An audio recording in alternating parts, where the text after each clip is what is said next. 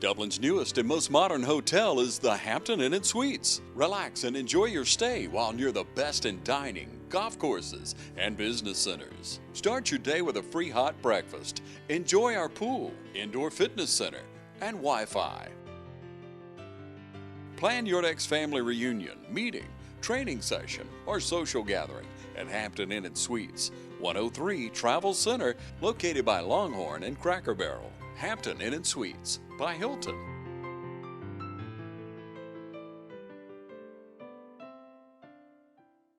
There's a new place for senior care, a place with 24-hour valet service and a boutique salon, a place with all-day arts and crafts.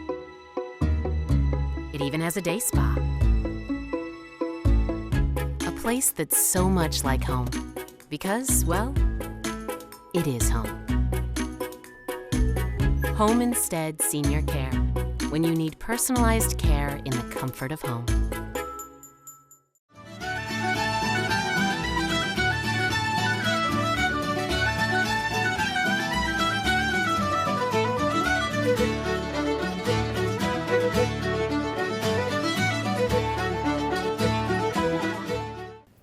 At this time, I'm honored and pleased to introduce today's speaker.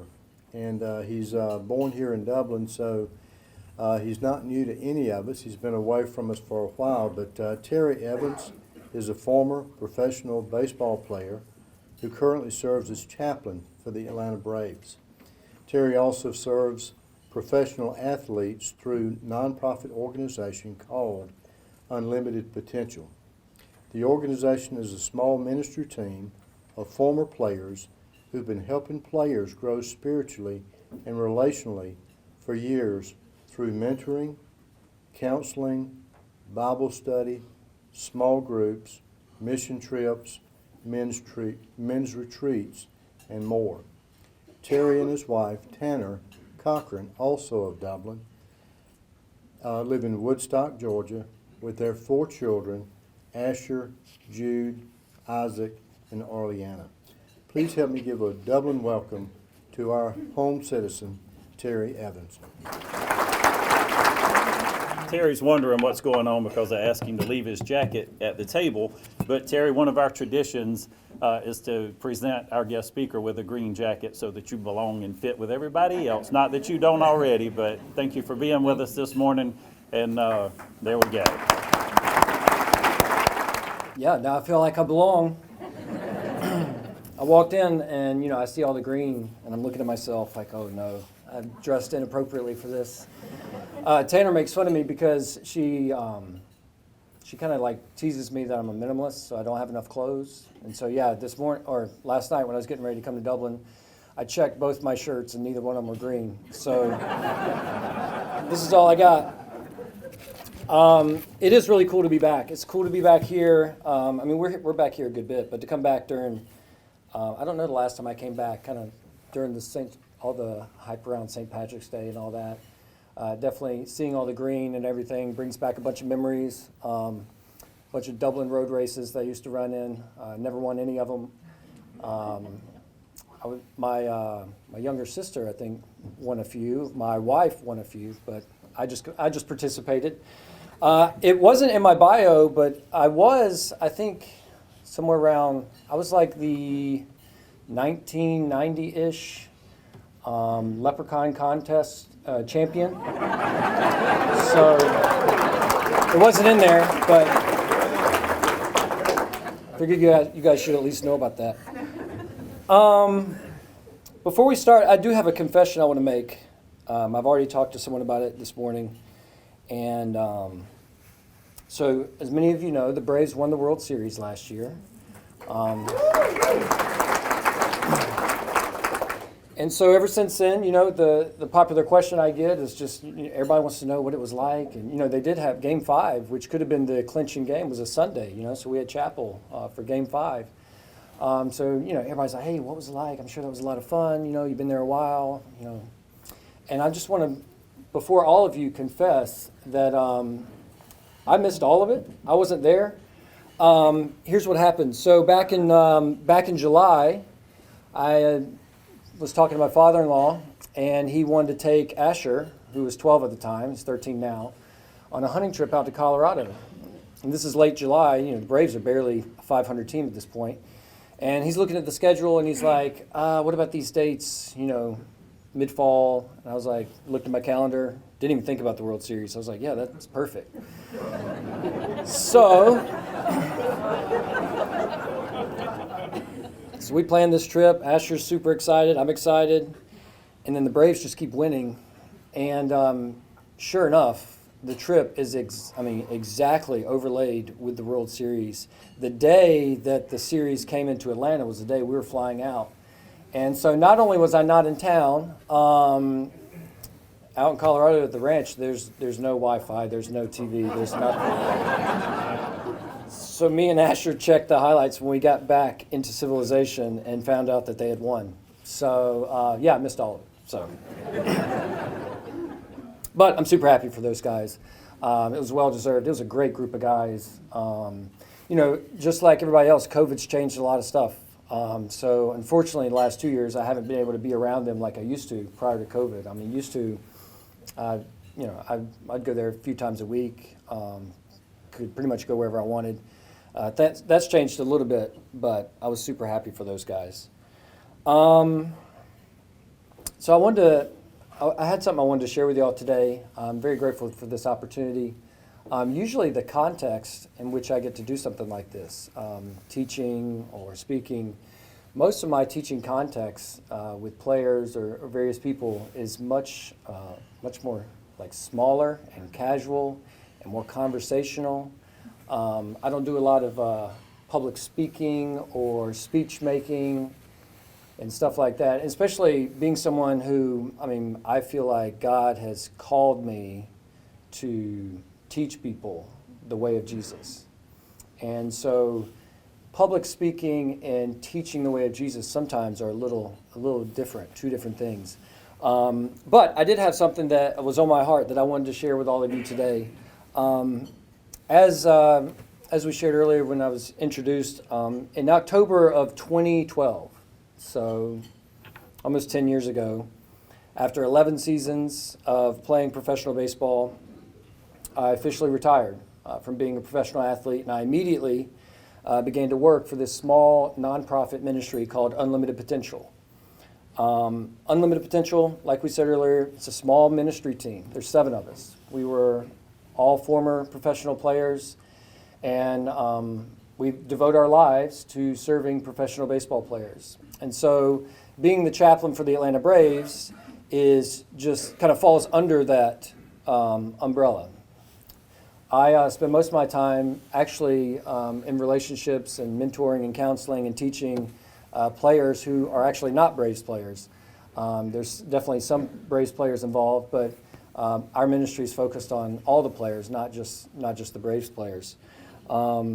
It's a ministry that had a huge impact on me while I was playing, and one that continues to bless me and my family in so many different ways as I enter into my 10th year being on staff. Being a professional athlete is challenging. It's fantastic. There's a lot of great things about it, but it is really, really challenging, especially if you're trying to be a faithful follower of Jesus in the culture of the game. The pressure to perform on the field day in and day out, and then the pressure to kind of conform to the culture surrounding the game can a lot of times feel very overwhelming for people. The amount of traveling and the constant moving can be very isolating and very difficult for players and their families.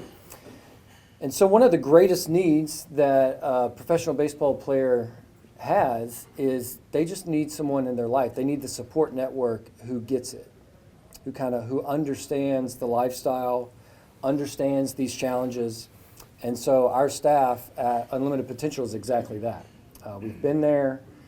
We've gone through the struggles. We know kind of the toll that it can take on a family, the challenges that come with that. And so we kind of become that support network.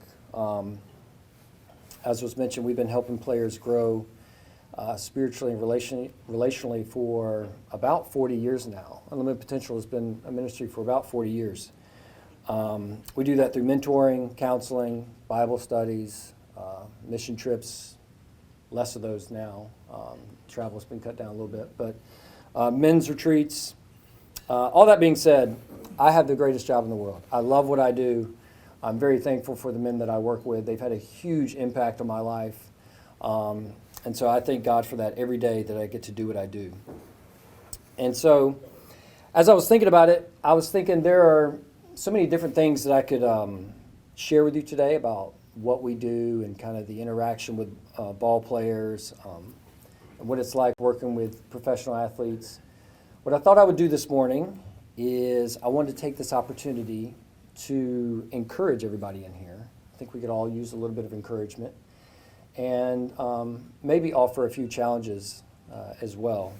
What I wanted to do is I wanted to share with you kind of this particular vision for our lives. It's a vision that we're constantly trying to get these athletes to embrace, this vision that we want them to see and embrace in their own lives. And so it's one that I hope that we can see and embrace too.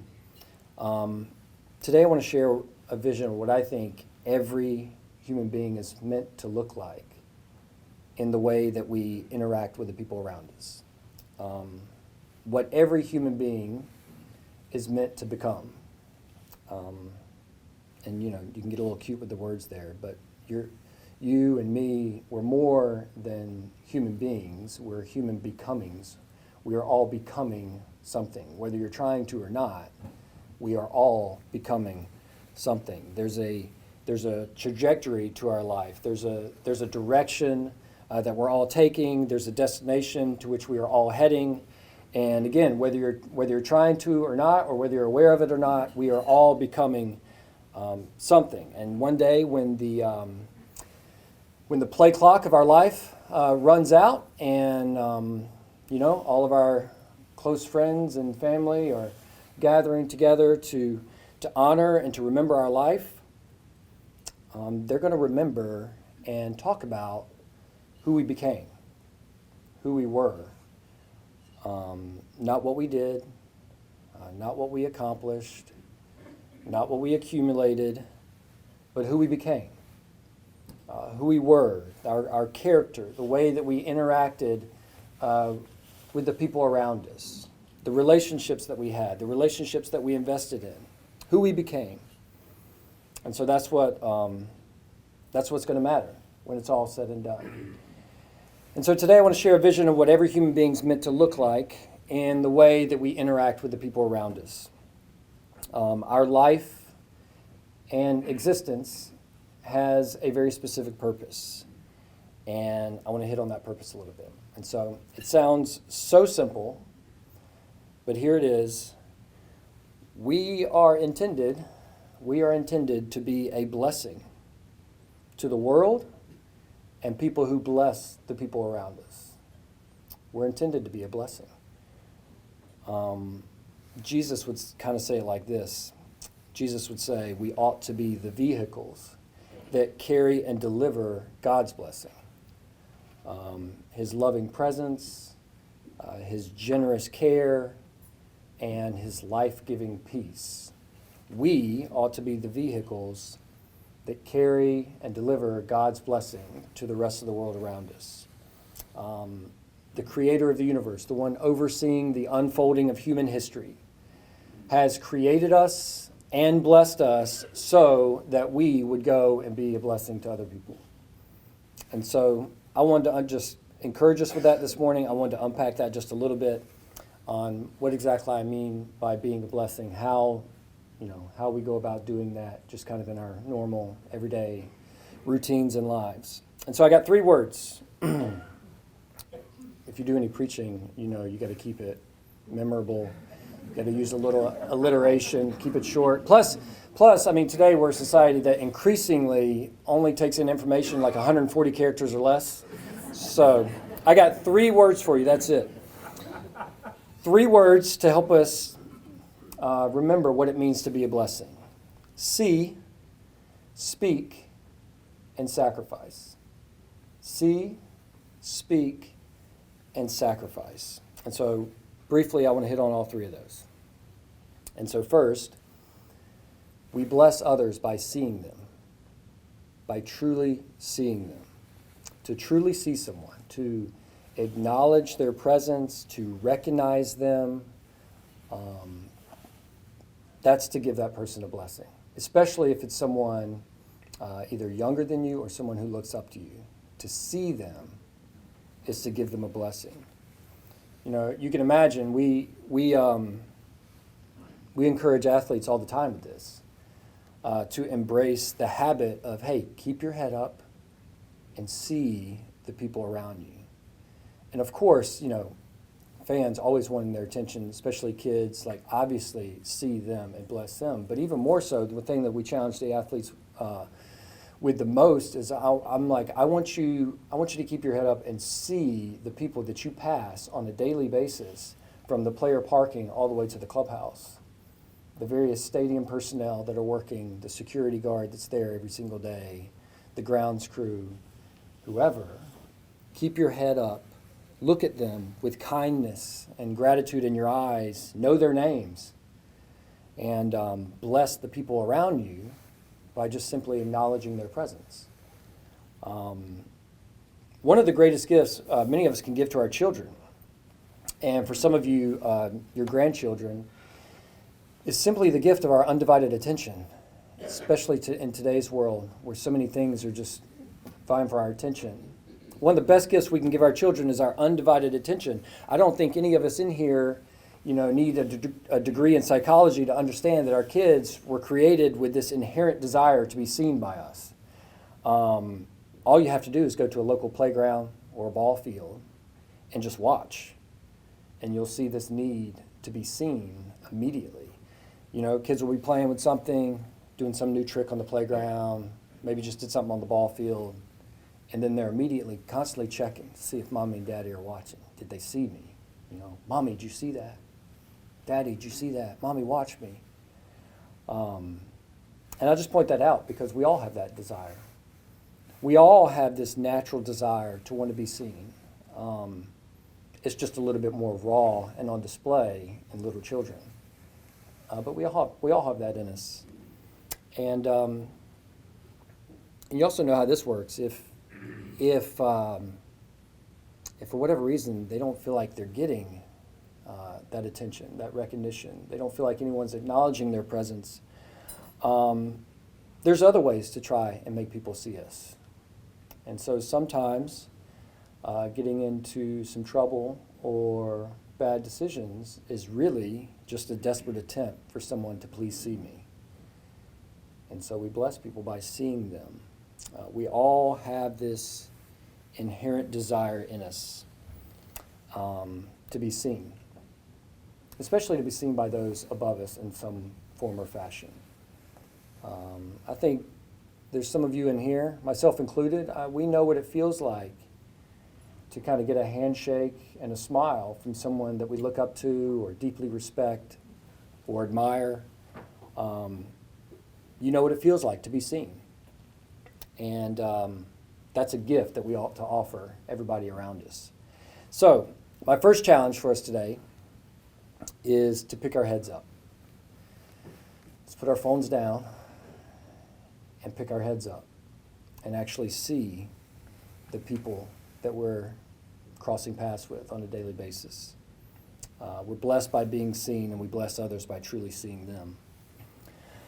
The next word was speak. So see and speak. We bless others by speaking well of them. And I think this is an obvious one. But we can bless other people when we express our delight in them. When we look at them and we can sincerely say with our body language and kind of the tone of our voice and our words that, I'm glad you're here. Like, I'm glad you're at this table with me. I'm glad you're right here in my presence.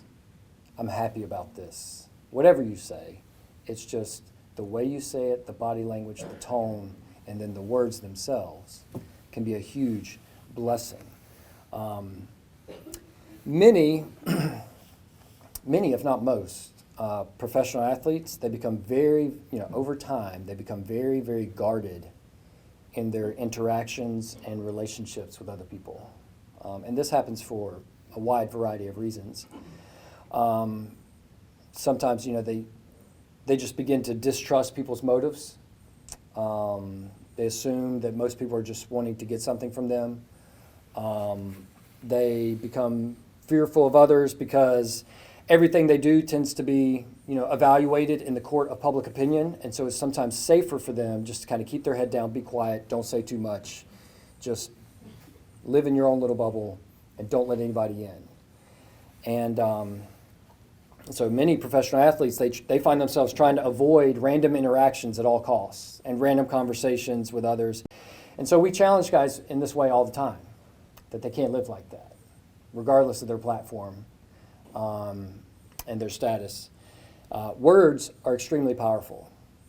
And when you are given a significant platform, words can be a superpower.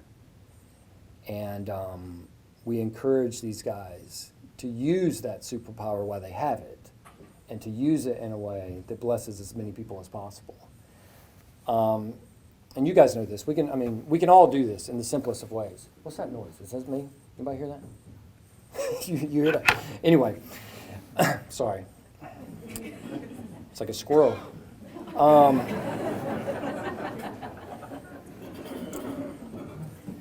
We can all do this. It doesn't take much. If you're a parent, you can just sincerely tell your child, man, I really enjoyed watching you play today. It makes me happy when you do that. You say that, you've blessed your child. If you're a teacher, you tell a student, hey, you did a great job on this today. Great work. You say that, you've blessed your student. If you're a coach, you tell a player, hey, I loved your effort out there today. I loved watching you play. You've blessed your player. If you're the head of a company and you tell an employee, listen, I really appreciate the work that you're doing and what you bring to the table for us.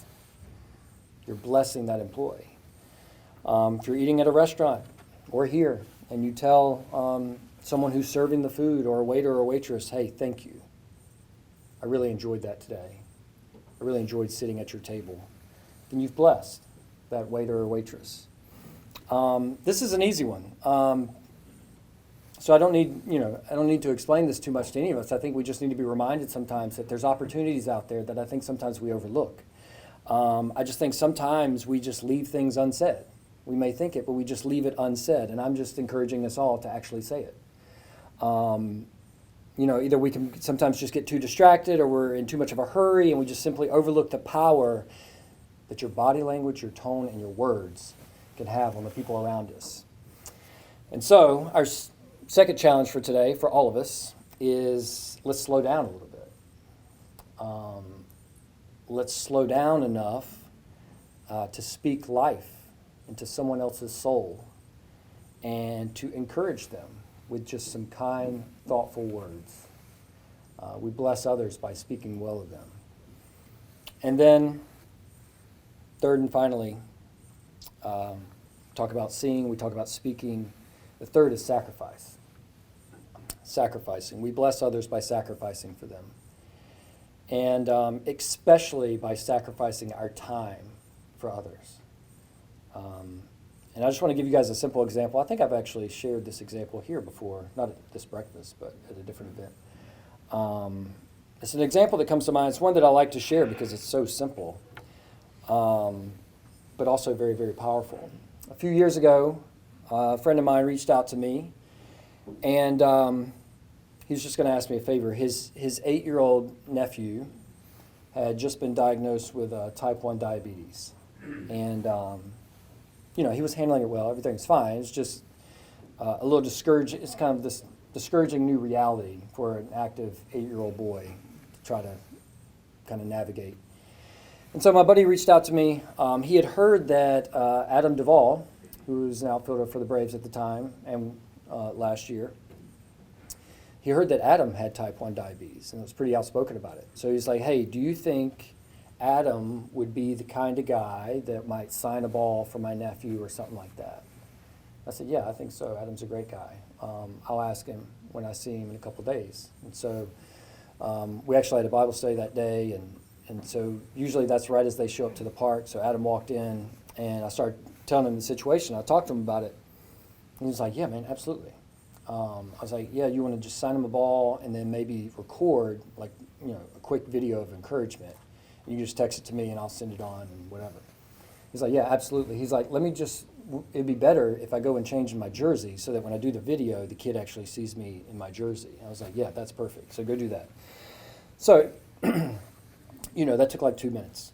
He went and changed and did the video, sent it to me, 2 minutes of his time, maybe a little more. But a couple weeks go by, and I get a text from my friend, and it's a video.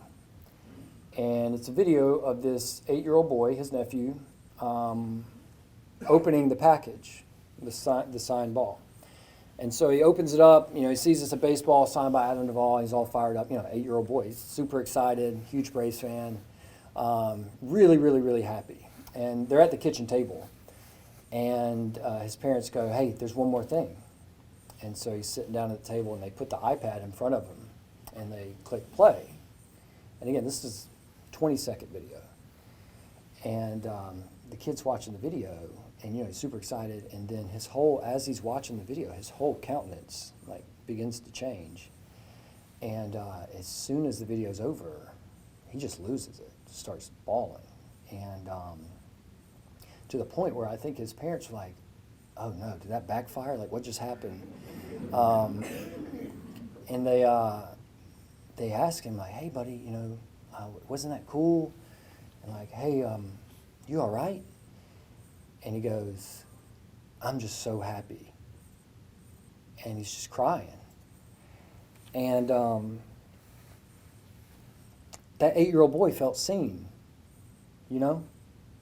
Someone understood him, took the time to see him, and to speak 15 seconds worth of encouragement to him, and to sacrifice 2 minutes of his time for him. And it's something that 8-year-old boy will never, ever forget. It was a wave of encouragement that we don't even know what that may have done for him. And so, you know, sacrifice doesn't take much sometimes. And, you know, professional baseball players, professional athletes in general, they're creatures of habit and routine to an obsessive level most of the time.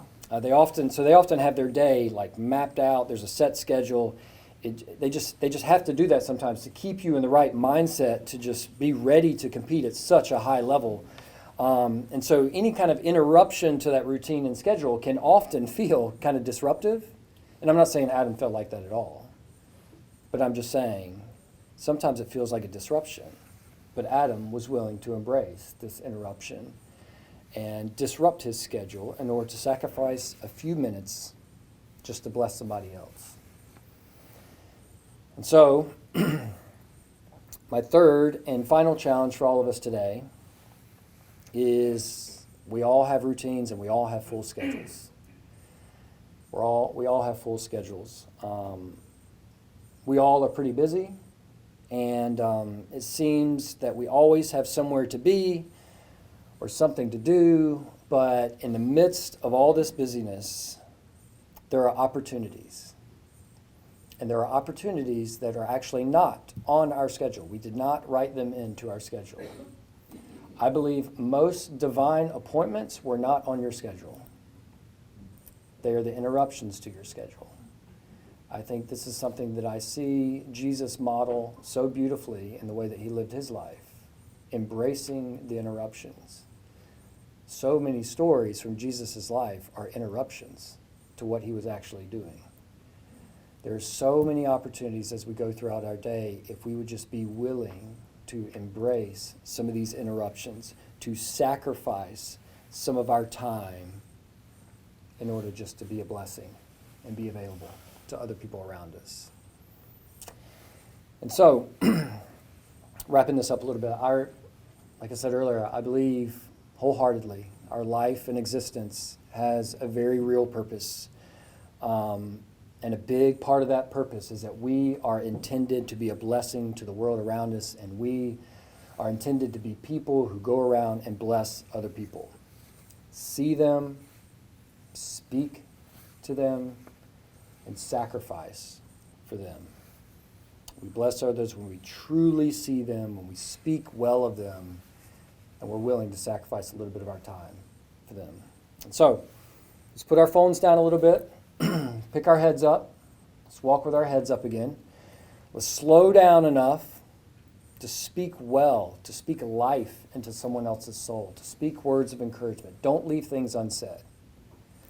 And in the midst of all of our busyness, all of our full schedules, all the hurry, let's embrace the interruptions. Let's keep our eyes open and our ears open for those opportunities to stop for a few minutes, to adjust our schedule and our plan in order to sacrifice some of our time in order to bless someone else. Again, someone who probably wasn't on our mind when we started our routine for that day. And so, this is something that we at Unlimited Potential, this is just one small thing, but this is something that we are constantly trying to help these professional athletes see and embrace in the way that they live their own lives. And it's something that I hope all of us in here today would continue to see and embrace as well. That's all I got for you today. I really appreciate you guys letting me be here. It's a joy to be back. It's cool to see all the green. And yeah, I hope this was helpful in some way. Thank you guys.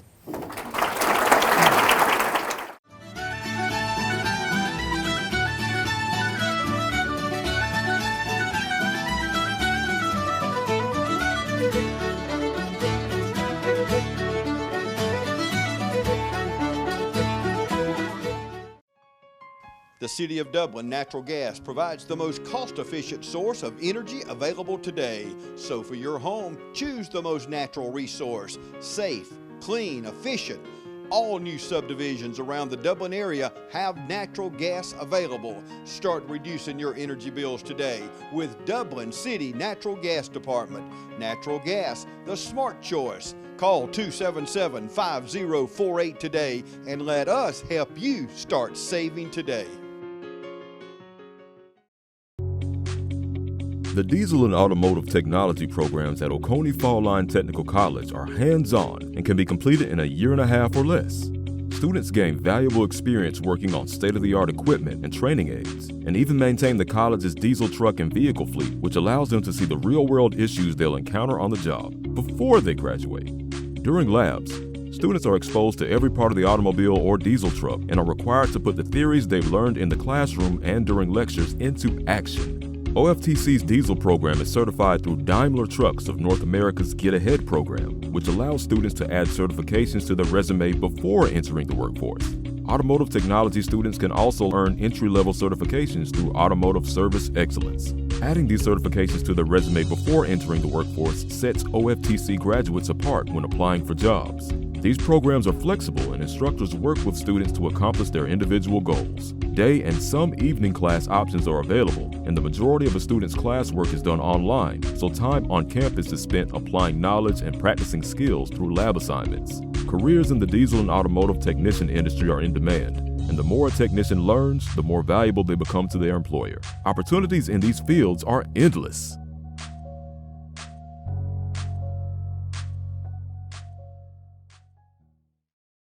Our community is green and growing by leaps and bounds. Happy St. Patrick's Day from K. Grace & Company. It's a great time to buy with interest rates holding low. And in case you haven't heard the buzz, it's a great time to sell. Thank you, Dublin and Lawrence County, for your continued confidence in our team of excellence. We are happy to help our customers and clients with their move. And in a market like this, it's important that you use a professional to help you price your home and get you through the financial hurdles from contract to close. We understand how important your home is to you, and it's important to us as well.